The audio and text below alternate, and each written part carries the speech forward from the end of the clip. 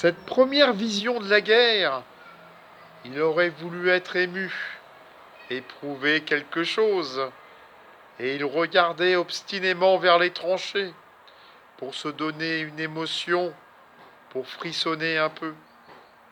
Mais il se répétait: c'est la guerre, je vois la guerre, sans parvenir à s'émouvoir.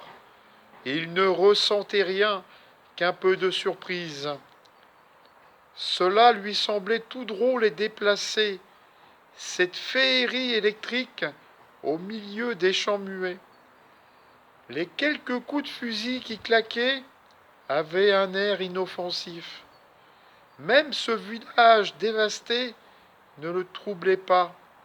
Cela ressemblait trop à un décor. C'était trop ce qu'on pouvait imaginer. Il eût fallu des cris, du tumulte, une fusillade pour animer tout cela. Donner une âme aux choses.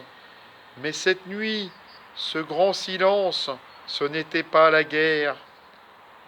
Et c'était bien elle pourtant.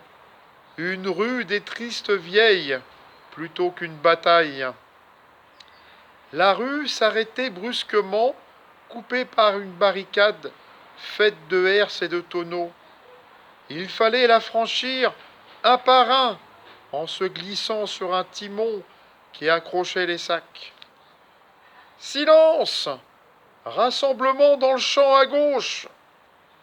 Le groupe immobile des soldats faisait dans l'ombre comme une vigne noire, avec tous les fusils dressés.